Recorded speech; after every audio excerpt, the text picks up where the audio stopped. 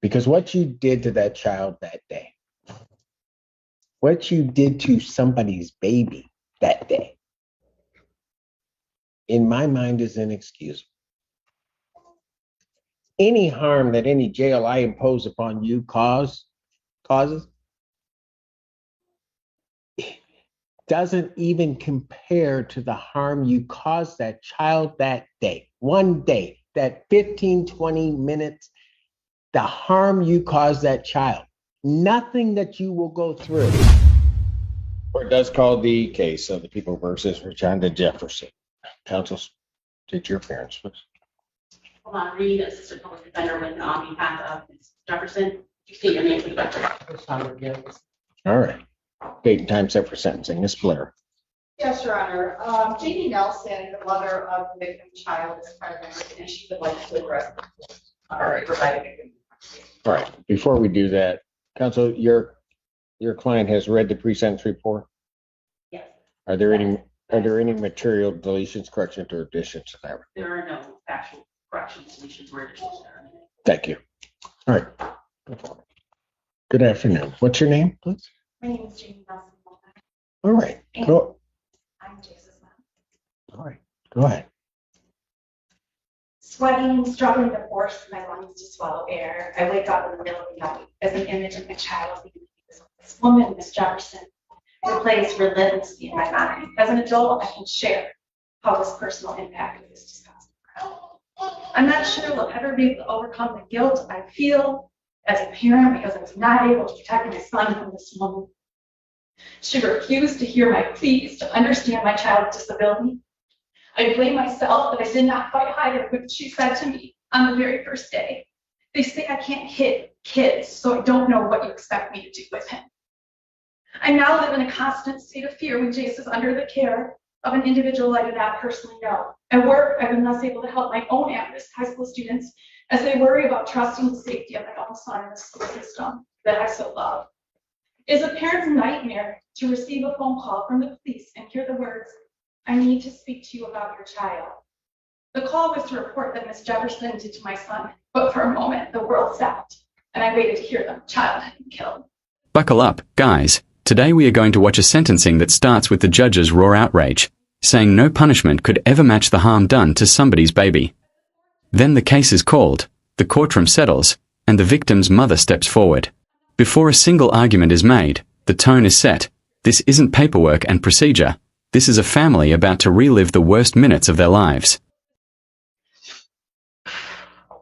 As a fourth-generation public educator, I'm now scared to send my son to school. His faith has been destroyed by Ms. Jefferson. School is supposed to be a safe haven for children. Ms. Jefferson took the sense of security from my family.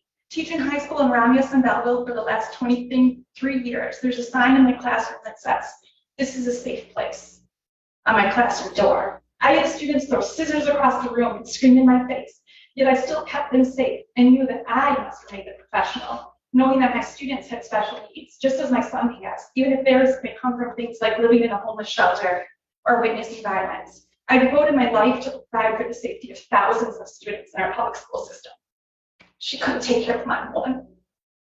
I get physically ill to replaying the moment I watched Ms. Jefferson ignore Jace's cries for help as he hung upside down from the legally and incorrectly fastened harness. This disgusting part of the video was not even shown in the court, but as a mother, it is an image of her face, spiteful and condescending, and she tells my autistic son that she won't help him as he begs, screaming for help. I fear this image may never leave me, and I know the sound of his screams never will. I can tell you how watching that video in a suffocating small police interrogation room changed every moment of my life forever.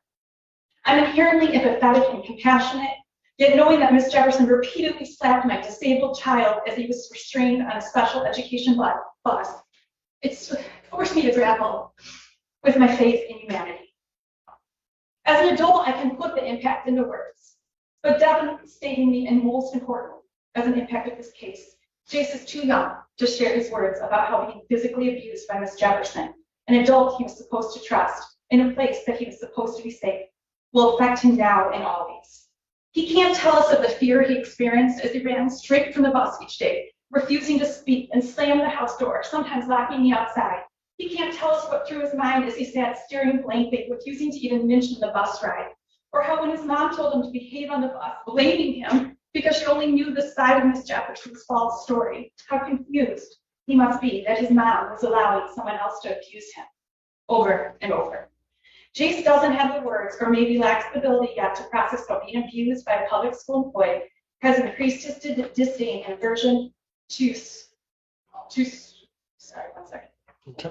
aversion to school and lack of trust of adults, along with his inability to feel safe in this world. Jace had to move to another school system after this abuse, and for a child with autism, that change can be devastating. After the abuse, Jace had and continues to have major emotional dysregulation in school. His ability to establish relationships with adults has been diminished. Whenever I've ever had to bring up the one bus driver, his pulse raises, eyes widen, and he will adamantly say he never wants to talk about that mean lady who hates him again. His entire demeanor changes as he relives the hell Miss Jefferson inflicted on him. In addition to Jay, 6 other special needs children witnessed this abuse. They were told by her to fear police officers and threaten that they were going to jail as 8-year-olds. As our most vulnerable population, their trust in adults and authority figures is diminished. These children also can't share their voices today, but they chose to show it how effective them their both the teachers and social. You probably have seen the national news and outcry that these actions have caused. Across the nation, people are disgusted. Jace was 7 years old at the time. With a big smile, a love for sports, and his cats, Maisie and Moby, Jace faces constant struggles in life to his disabilities and special needs. When Miss Jefferson physically and verbally abused him, she multiplied these challenges for Jace. Her cruelty crushed and altered the lives of not only an innocent child, but also a devoted full-time single mom and a loving teenage brother. Sorry. It's okay. No, you're good. Just take your time. You're fine, right? We've got all day if necessary. So you just go ahead. The mother delivers a crushing impact statement, describing the panic, the police call, and the moment she saw the footage, her child upside down in an improperly fastened harness, begging for help. She paints school as a safe place, then shows how that trust was shattered. Her words land like evidence: fear, guilt, and the sound of his screams that won't leave her mind. With full confidence, I can assure you that this is not the only time Miss Jefferson abused Jace. This is the only video that was viewed for this case. However, this was not the only incident. In the 2 months that Jace rode the bus, he started to act out during the last hour of the school day and begged to be picked up rather than riding the bus multiple times. He got off the bus with shoes missing, panting, and sweating on numerous occasions. I had to pick him up hysterical on the side of the road in a different neighborhood as Miss Jefferson screamed at me from the bus. This day and many others, Miss Jefferson called me multiple times on my personal cell phone, which I don't know how she got, as she yelled at Jace in the background and threatened me that she was going to have him not be able to ride the bus. The extreme distress Jace showed that day of the video was repeated on numerous occasions, and Jace eventually reported that she hit him many other times, but that he didn't told me because he thought he'd get in trouble. As the full videos for every bus ride are now under review, I shake at the thought of what I will see and will not be surprised if we end up at court again after further abuse is discovered. Miss Jefferson has shown absolutely no remorse this entire case. At her arraignment, she stated that she had another school bus aide job set up in Ohio and laughed as she told Judge Simpson that she did this to be done with so she could once again work with children. This was abuse. This changed a child and a family's life forever. This caused national outrage.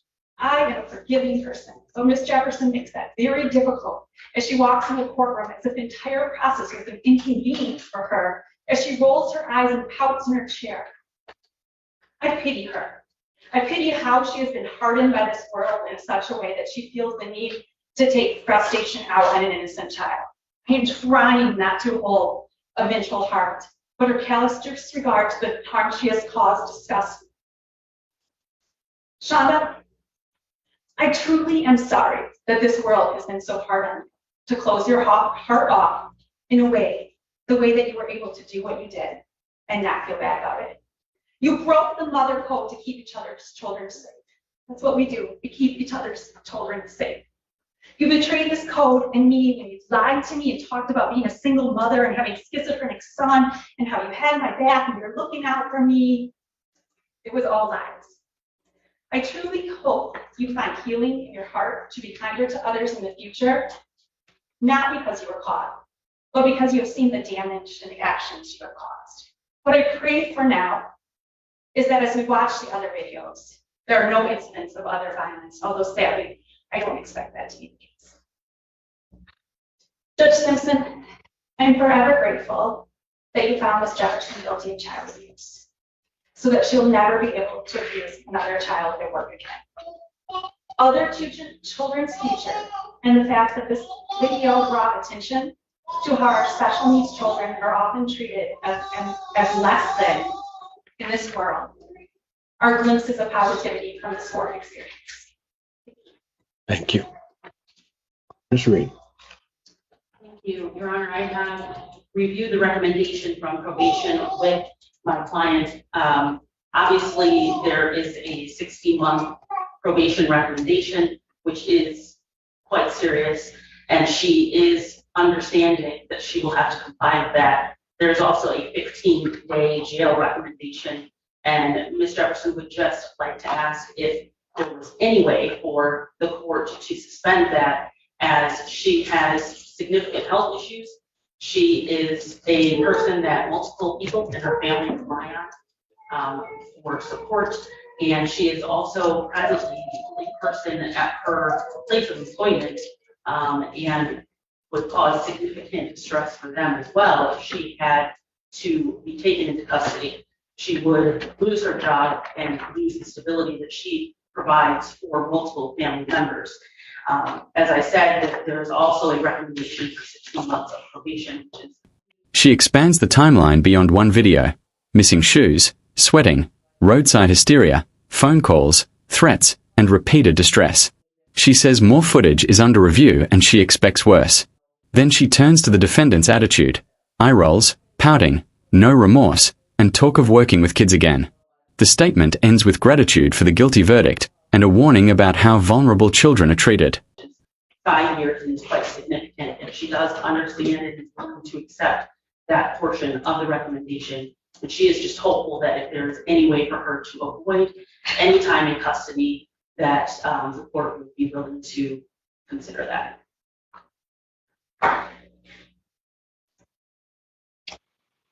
Jefferson, anything you want to say to the court before I impose sentence? And if you do, you need to come up to the podium. Counsel, you may want to join. Good morning. Well, good afternoon, sir. Just to start off, Ms. Simpson, I would like to apologize for this day, any dates or whatever, the harm I did, whatever. I truly apologize from the bottom of my heart, because I lost my first child, especially the kids as well, but I would never abuse a child. So my thing now is for I accept whatever charge I was given. I would just ask that as far as the lenience towards, like, my daughter just moved to Mississippi here. She came under a job and she got hired for it, and I'm the only one that can babysit my grandbaby at night. That's my only piece for 15 days. If I do 15 days, I'm probably my job now. It's my own school. So that's the only thing I just ask the court to kind of please, be led towards the 15 days, whatever it's I'm given, I can, accept that. Toward that, so it's like my daughter, she starts work, and she starts her orientation this week, and like I literally have nobody to leave my grandbaby at night. So that's my only thing as far as the 15 days, and then else, I take full responsibility. So that's all. I don't have much to say on this, accepting the choice, whatever the decision is, I accept it. I'm truly sorry, I didn't mean for this to happen. I have a heart, I really do. So I don't want anybody to feel I have a cold heart, which I really don't. Ms. Valera, you rose. Yes, Your Honor, I just wanted to bring it to the court's attention. Some of the statements that is being made, I did take that into consideration when I made the recommendation for sentencing. I mean, the actions in this case, especially on a child that is 17 years old, I believe that there is a need or deserves some sort of jail sentence. And so with her situation, I did take that into consideration with the recommendation that I provided. Thank you.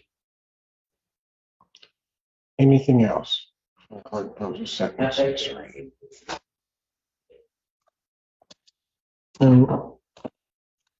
Let me first start out by at least this court's last observation. You know, Ms. Jefferson, as I listen to you start out your elocution, you turned around to Jace's parents and you, I guess the way I look at it, or what you portrayed to this court, was sort of a very sort of shorthanded shrift of what Jace's mom just got up here and said. Yes, I understand. No, I don't think you do. I really don't think you do. Because after making what maybe in words was an apology, but certainly I don't think in one's heart was an apology. Every next, ma'am, if you want to continue to, no, I'm just going to tell you, if you want to continue to allocute, I'll let you do that. Okay? I will let you say whatever you want to say to this court before I impose sentence. I will not be interrupted once I begin my sentence. So if you have more to say, please do.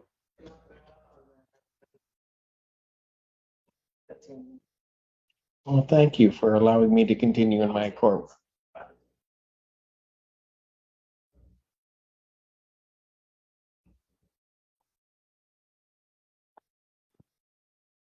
But after that, and I'll just call it what it is, because that so-called apology just now.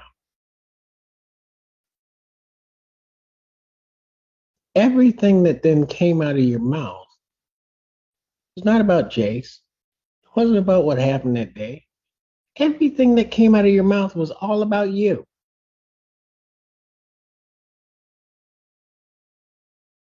About why you can't do this, why you can't do that.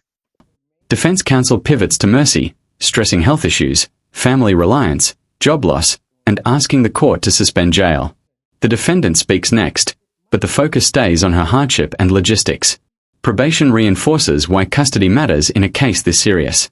The judge steps in sharply, noting how the defendant's words minimize the mother's testimony, and makes it clear, finish talking now, because once sentencing begins, it won't be interrupted. And I guess that's fine because you're sentencing, but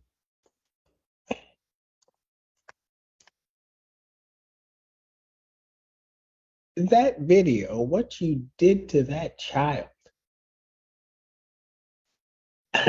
I don't even understand, to be honest with you, how that whole process started out. I cannot even imagine what could be going through, and I think it might have been the driver, that individual, and then you. I just don't even know where the mindset starts to do what you did.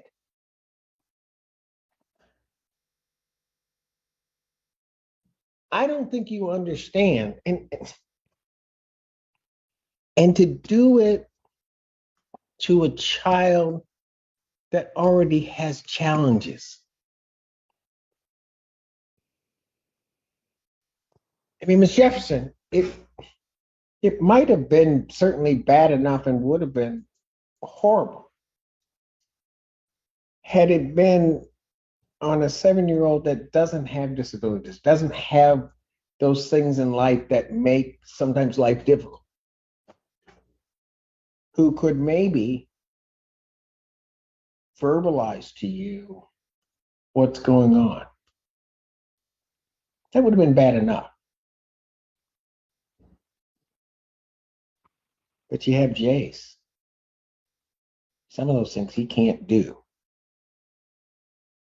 And you know that. I mean, that's part of the problem. You know he can't.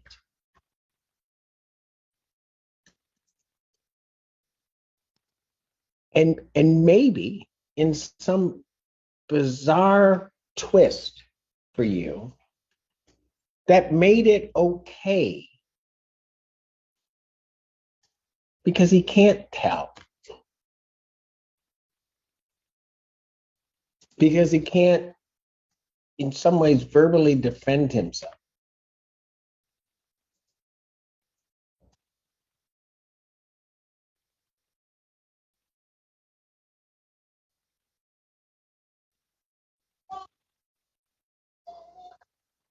I don't, even if in the moment, and I don't think this is the case, but even if in the moment you sort of lost control, lost your head, because everybody that happens.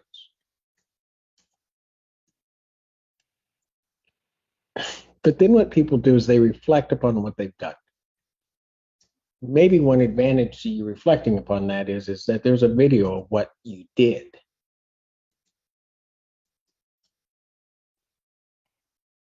I listened very closely to the testimony that was in the case, and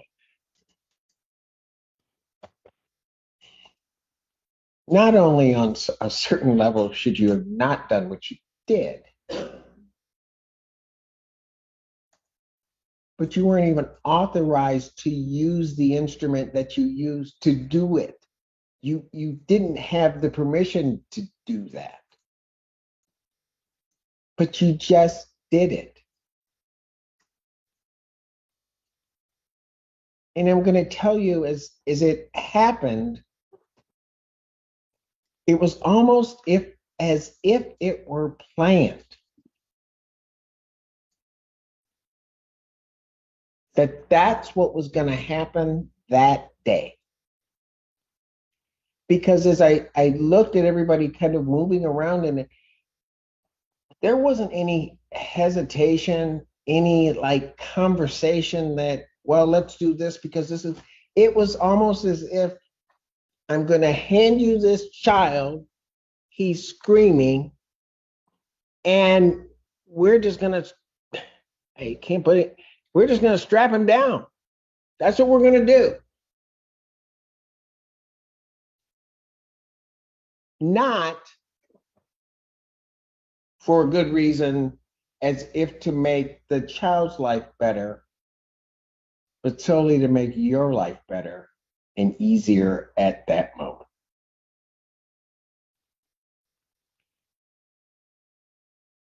Jefferson, some people don't think maybe I'm paying attention sometimes, but I watched you watch how you acted through that entire trial.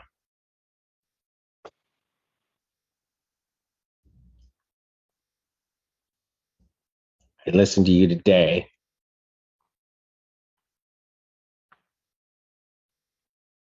And I have to agree, you have no remorse.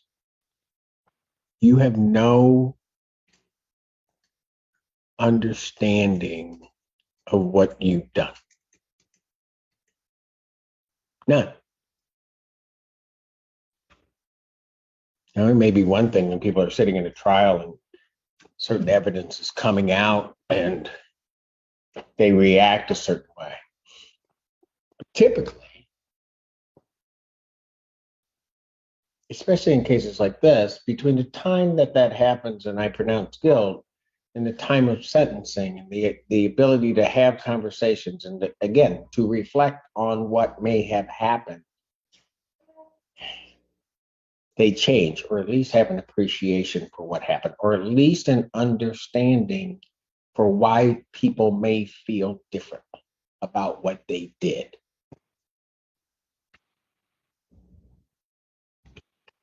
Regrettably, Ms. Jefferson. And maybe regrettably for us all. I expected to see that from you today. But regrettably, I didn't. I didn't in your voice, in what you said, in anything. See any caring or concern about what you did to the child.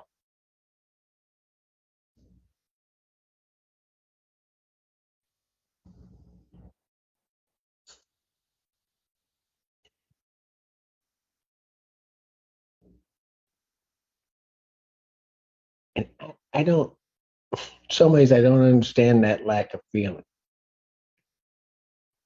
She got up, and what she was saying to me, and I get it. I come from a long line of educators too. Primary job. It doesn't matter. They can be kindergartners, they can be college students, they can be whatever. The primary job of that instructor or that person in the courtroom is to protect those children. And in a lot of ways, as my parents would say to me, that's because that's somebody's baby. But she got up here and I have to give her credit because I'll be honest with you, if that were my child, I do not know that I could have even tried to address it.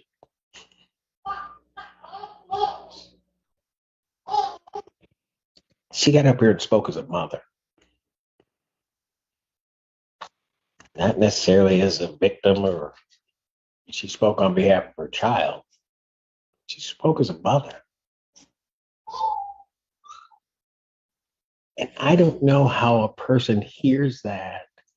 And as I look at you even right now, it has no effect on you. It is as though you don't care.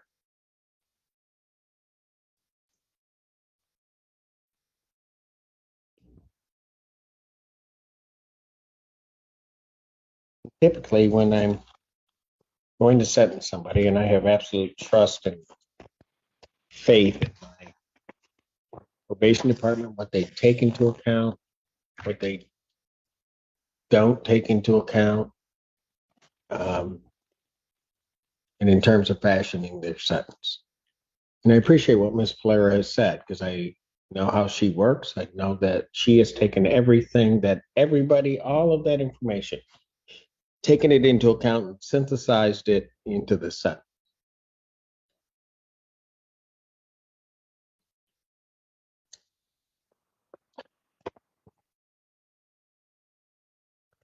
It is a sentence of the court. You will serve 60 months probation. You will pay $655 fines and court costs, $1,800 probation oversight fees. How are you going to pay that, man?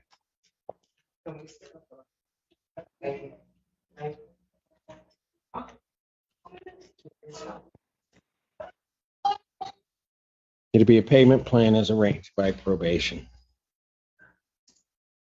There's to be no use of alcohol, recreational marijuana, or any illegal drug. You'll be subject to random testing as requested by probation.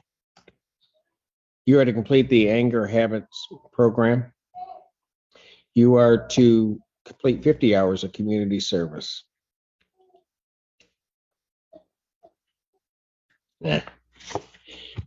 You're to complete 100 hours of community service. I'm changing that.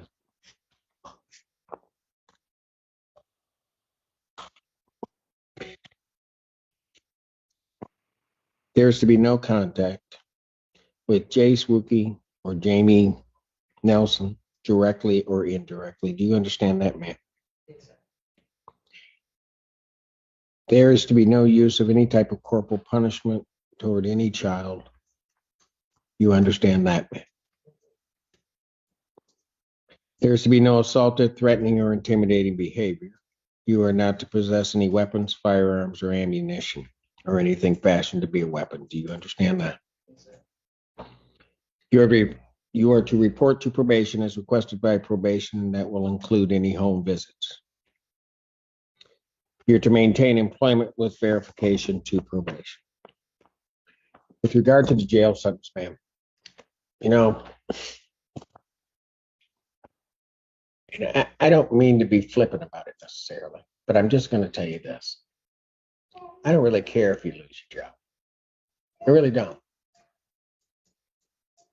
Because what you did to that child that day, what you did to somebody's baby that day, in my mind is inexcusable. Any harm that any jail I impose upon you causes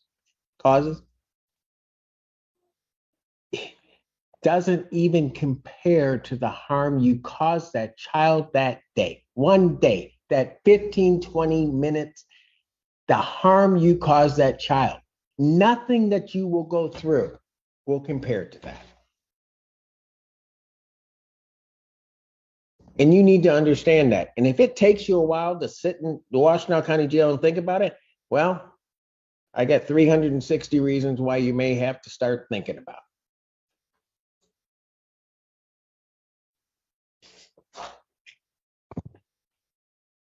Court orders 365 days in the Washtenaw County Jail. I will give credit for 2 days served. Defendant is remanded to serve an additional 30 days as opposed to the 15. Defendant, and then the balance will be suspended. Defendant's remanded.